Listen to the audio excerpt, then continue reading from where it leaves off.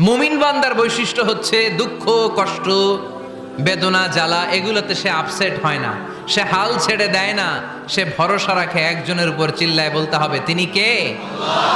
কারণ মুমিন জানে রাত্রি যত গভীর হয় অন্ধকার তমানিসা ভেদ করে শুভে সাদিক হয়।